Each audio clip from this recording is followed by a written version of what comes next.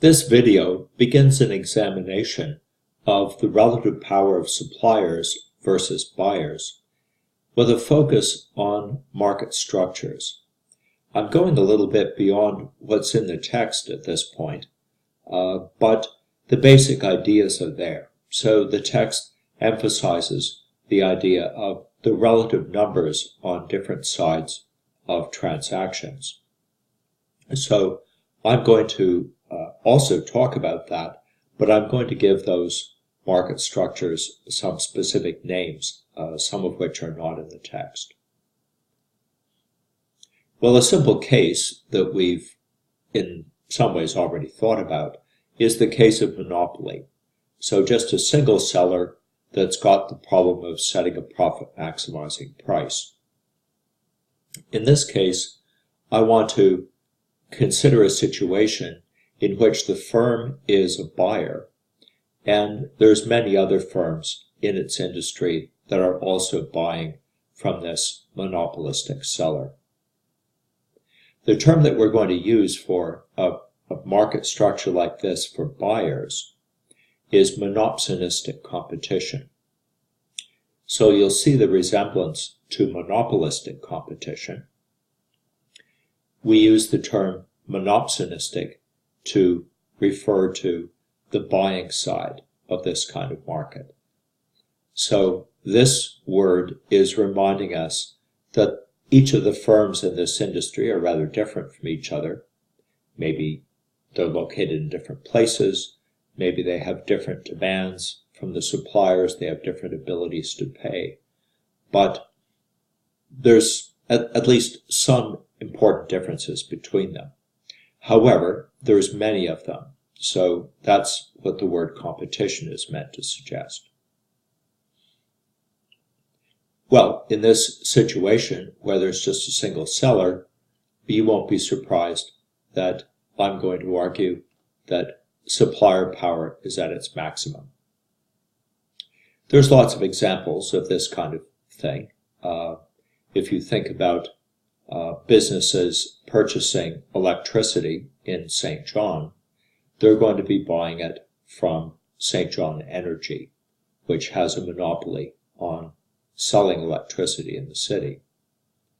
Of course, it is true that, say, some businesses might generate their own power, but that's not going to be a big part of the overall market. The same would hold for the water supply, for example.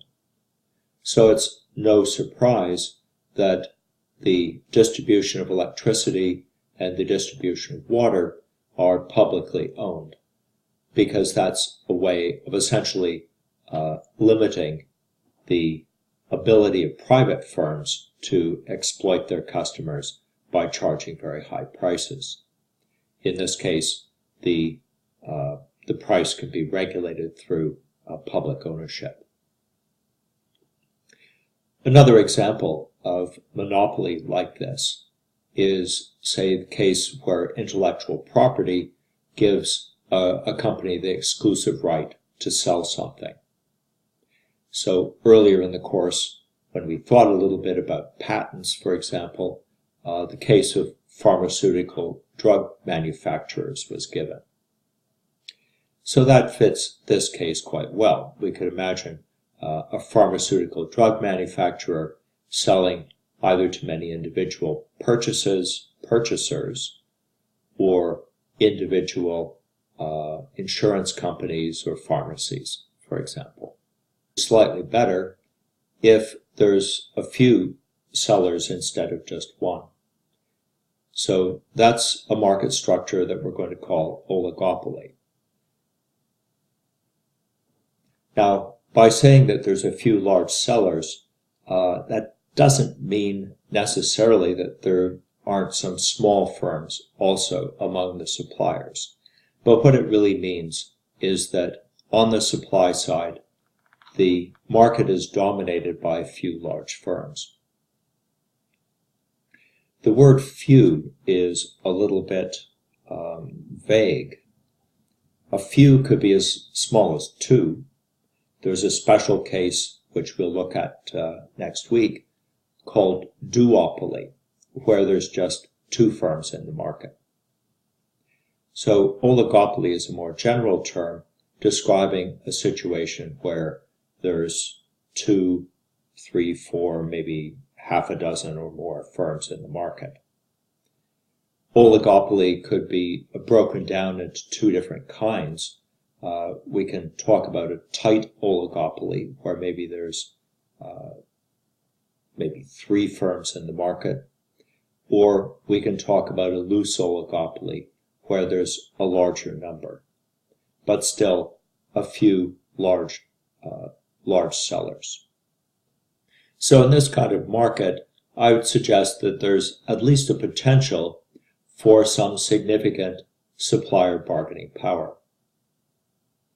It could be the case that even if there are just a few firms on the supplier side, it's still possible that they could compete quite fiercely against each other. But it's also possible that they might be able to cooperate. We'll look at those issues next week. Well, I'll just give you an example of this kind of situation. We're going to consider the situation of large passenger aircraft, which are produced by just a few firms, and the number of firms on the buying side is going to be quite large. After all, there are many airlines in the world. So this is kind of a classic duopoly example. The example of Boeing, I give you an example of one of their planes here, and Airbus. This is a picture of a group of Airbus 330s. So this market for large so-called wide-body passenger aircraft is really currently a duopoly, but apparently there is a new entrant in the works. This is a joint venture between the United Aircraft Corporation in Russia and the Commercial Aircraft Corporation in China. So apparently the idea is that the planes will be designed in Russia and will be built and assembled in China. The planes will be a modified version of a Russian plane called the Ilyushin 96, which is pictured here. The first aircraft are expected to go on sale in 2025.